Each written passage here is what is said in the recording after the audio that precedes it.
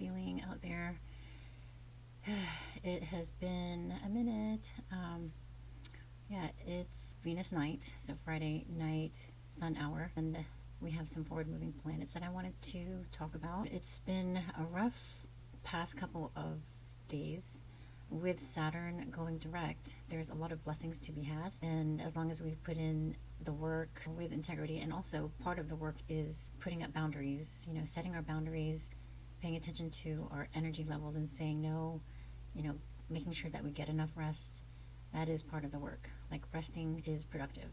So as long as we put in the work and listen to our bodies, our inner guidance, our intuition, which is all about Pisces, then we can receive a lot of rewards when Saturn leaves Pisces at the end of January. If the situation calls for endings, then that can come in a variety of ways, which in the past few months has played out in the passing of a couple of family members. Just a few days ago, Wednesday, my uncle passed away, and it had been kind of this building moment because of the condition that he was in, and it was a quick passing. So I'm grateful that he had loved ones around him that knew CPR and was able to take actions to try their best to resuscitate him. But when the time comes, the time comes. It's interesting because in August, Saturn retrograded in July 12th at 1 degree Aries. And then in August, my uncle had a scare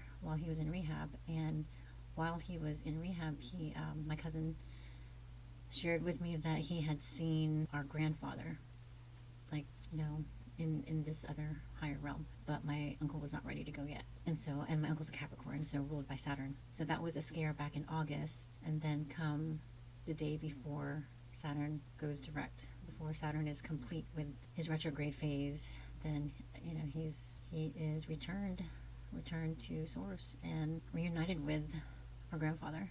So, and along with my aunt that passed away in October. So, and they were both in their 80s, 86 and 80, I believe 82. So those are some ways that Saturn in Pisces can play out. Pisces is the ending, the finality, acceptance, forgiveness. This is where we go back to source, where we are all one. And so the souls that are leaving this earthly plane right now are returning to source, returning to one, which is the end of this cycle. With Saturn finishing this phase in Pisces until 30 years from now, and then also Neptune, which is the ruler, the modern ruler associated with Pisces, which makes it that much more potent, is at 29 degrees Pisces, retrograde at the moment. And Neptune retrograded in July at 2 degrees Aries and will go direct on the 10th of December. So in a couple weeks, and then they will re-enter. Neptune and Saturn will Saturn will re-enter Aries. Saturn will re-enter Aries February 13th, 2026, and will stay there until it'll stay in Aries until April 13th, 2028, and then Neptune will re-enter Aries January 26th, and will stay there for another 13 years, I believe. And then Saturn and Neptune will meet up at 0 degrees and 44 minutes on February 20th. And so Saturn being the disciplinary and authorities, structure, governments, and then Neptune, which is the energy of disillusion and imagination. As they are moving out of Pisces, out of the themes of religion, Neptune is eroding away the structures of Saturn. So those outdated past paradigms of rules, regulations, restrictions, those are dissolving with Neptune in the mix. And as they are traveling together in Aries, this is going to bring a lot more independent energy. And I pulled some tarot cards to describe the energy of Saturn going direct and entering Aries. And so it was interesting how it came out. So Page of Pentacles, the Page of Pentacles is like the beginner's, the student card. Pentacles is all about our earthly blessings, money, you could say, our gifts, and I feel like this is also our skills, things that we build, things that we work on to improve.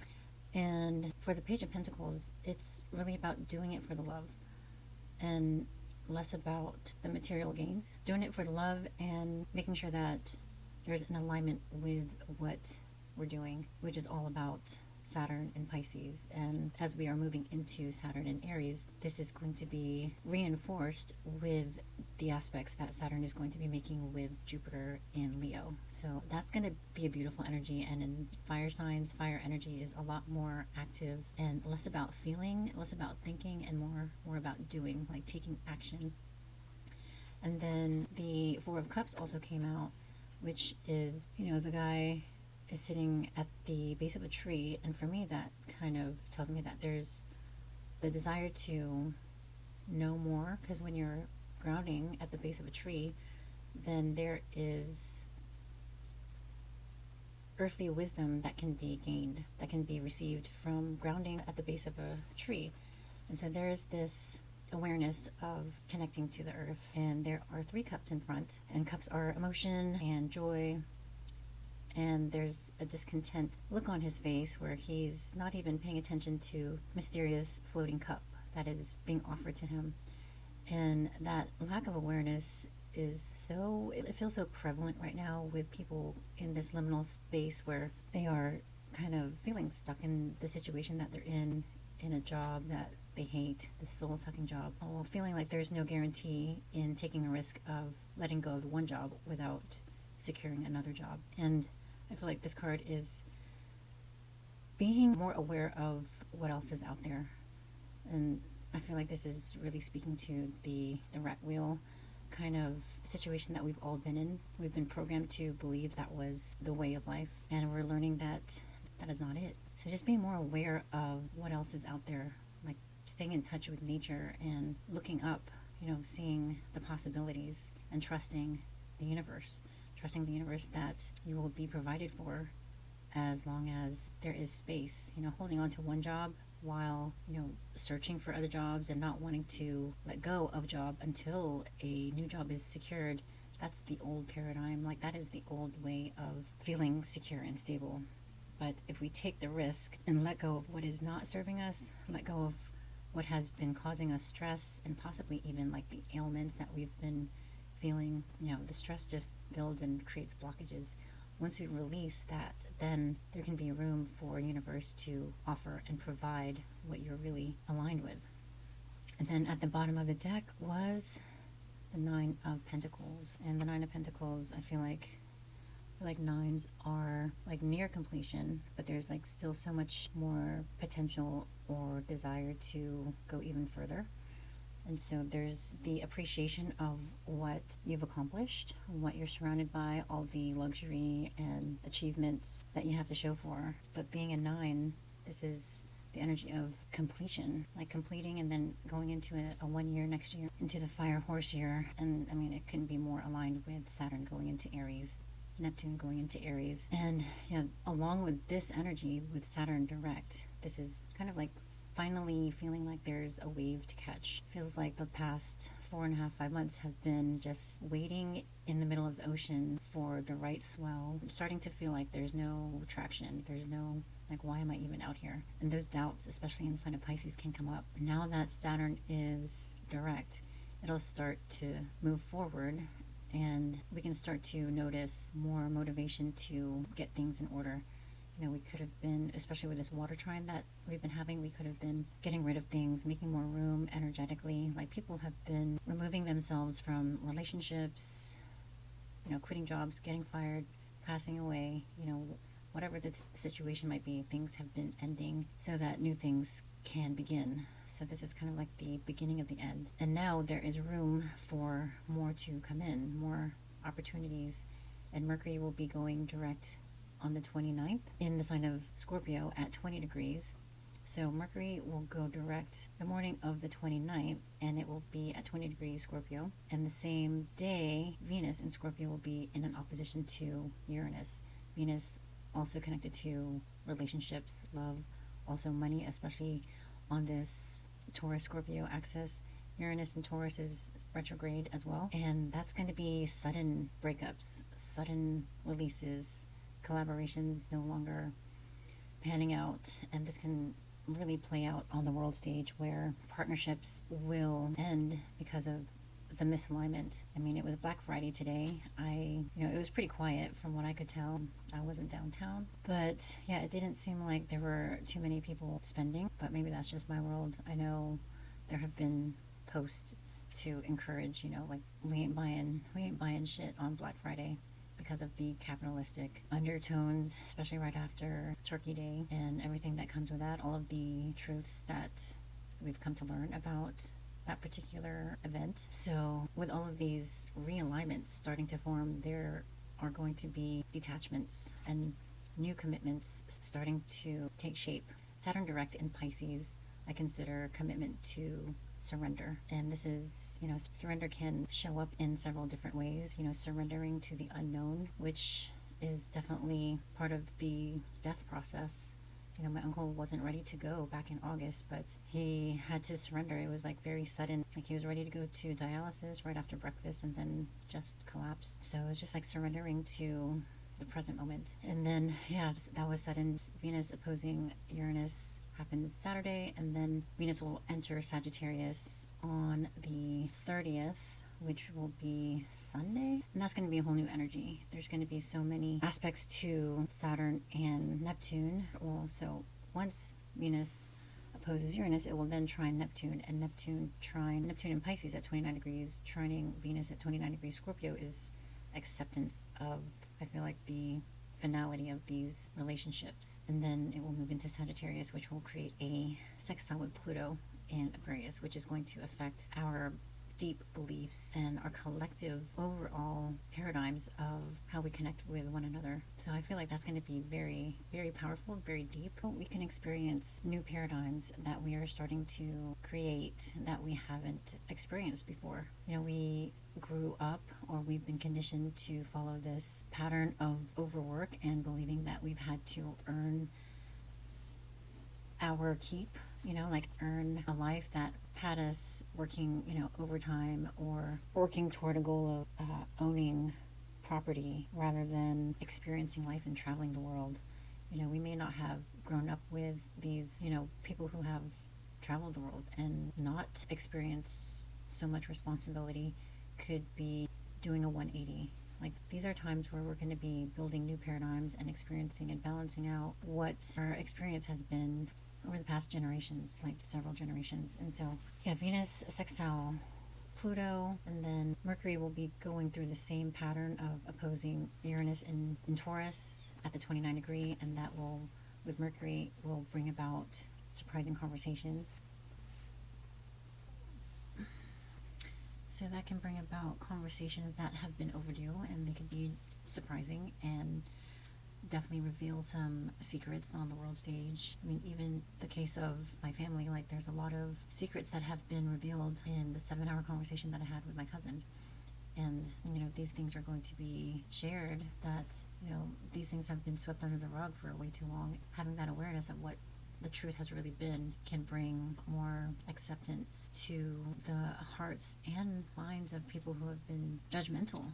Mercury is the ruler of Virgo as well as Gemini, but our south node is in Virgo, and wherever the south node is traveling is where shadow sides of that sign can emerge. And the shadow side of, one of the shadow sides of Virgo is criticism and being judgmental. But with Mercury in Scorpio, there's going to be a lot more details that are coming up that will help to clear the air and remove those judgments, shift perspectives. That is going to be kind of like this mind-blowing, heart-expansive movement that we can all experience on so many different levels. Pluto in Aquarius, making these trines to Saturn in Gemini, which is also retrograde. And that's, that energy of betrayal with Sedna. I've been noticing a lot of topics about family estrangement and going no contact with family, and that's totally Sedna. Sedna was removed from the canoe by her father, and he chopped her fingers off and left her in the ocean to fend for herself so that he could protect himself from this, I think it was a bird who had been Sedna's lover, who she didn't know was this other creature. But her own father intentionally left her out to dry was selfish. Sedna's father was only looking out for himself and intentionally removed her from the canoe for her to fend for herself. So all of these new paradigms, these understandings are changing the paradigm and surfacing so that we can process them. These are things that have been swept under the rug for too long. So having that awareness, the truth always prevails. And this is one of the gifts of the South Node in Virgo, is as these truths are coming to surface, we are also invited to let go of the judgment that comes with it and lean into the Pisces North Node of acceptance and understanding where this has all come from. These are generations and generations of karmic clearing that we are processing. So this is no small shift. Every conversation that each planet is having with one another is in beautiful orchestration to set us up for what's to come in 2026 and beyond. Like 2026, and especially the summer of 2026, when Chiron enters Taurus, is going to be massive healing. Chiron was discovered in the sign of Taurus at the beginning degrees of Taurus, and so when Chiron returns to that placement, to that position, it is like a revolution of those themes. And Taurus is all about, of course, money, stability, foundations, and it is Venus ruled, and so I associate Taurus as self-worth. Chiron is the wounded healer and was kind of outcast for having this deformed body, and so his self-worth was shattered.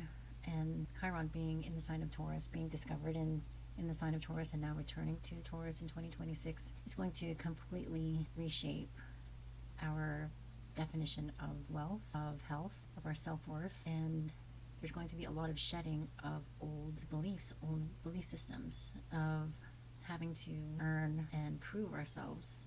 Like, we will be instead attracting, like, just for existing. Like, we each have our own special, unique gifts, and up to this point we've been told that in order to be a valued member of society, we have to prove ourselves by attaining all of these degrees or achieving some sort of high-ranking status and making a certain amount of money or having certain kind of cars or whatnot. So all of that is changing, and this is all something to be so excited about. It's a shift, and we definitely have to be open to not falling back to the same old paradigms. You don't have to have a partner who is also, so hardworking as yourself. You deserve to travel the world, and if there is someone that you align with on that emotional level who has the means to provide, then why not? So just stay open to, like, the most absurdly delicious possibilities. You don't have to repeat the same patterns that our ancestors did. Things are definitely being uprooted and changing. Like, that's like an understatement. So these shifts are, these are no small shifts. So it's something to be excited about. These are the last retrogrades of these signs for another few lifetimes. Besides, Saturn will return to Pisces in 30 years. 28 years. And expect the unexpected in the most absurdly delicious way. So I think that's all I wanted to mention. Hopefully that helped, and hopefully that made sense. Jupiter is still in Cancer, making these trines to Saturn and Neptune, and then Mercury will be back in Sagittarius in December. I think December 11th is when Mercury re-enters Sag, so that will be a lot more buoyant, action-taking. Mercury will be having those same conversations with Pluto in Aquarius. So really speaking about these paradigms that we're changing, that we're creating ourselves, co-creating. And then we have the full moon. Full moon in Gemini is on the 4th of December. So yay, we have a Mercury that is direct with a full moon in Gemini. Mercury is the ruler of Gemini. So yeah, we have lots of things to be grateful for. And I feel like the bottom of the deck card was very appropriate for how to move into the new year. Just really being appreciative of what we have accomplished and pursuing, persevering, and keeping our eyes open. Like, staying open to the possibilities, to the unknown. There's a lot of blessings in the unknown with the North Node in Pisces. And as long as we believe, then, all of things can manifest even better than we can imagine. So hopefully that was helpful. Hopefully that made sense. Don't hesitate to reach out if you would like to take a look and see what your cosmic signature holds. I was listening to, I think his name was Dr. Louis Turi. Like, he made a comment about how astrology is the one thing that connects everyone with no, like, it doesn't matter if you're black, white, purple, yellow, like, there's no discrimination. Like, astrology does not discriminate. It connects everyone, and it reveals all of the gifts and talents that you have and affirms your intuition. If you have this inkling, this urge to start painting or travel to Egypt, when you look into the birth chart, there is confirmation that allows you to go forward with those decisions with so much more clarity and confidence. And when you tune into that, you attract people who are also on that same frequency. So yeah, hit me up. Don't hesitate to reach out. And thanks for listening. Thanks for sticking around. And I hope to see you on the next one. Ciao.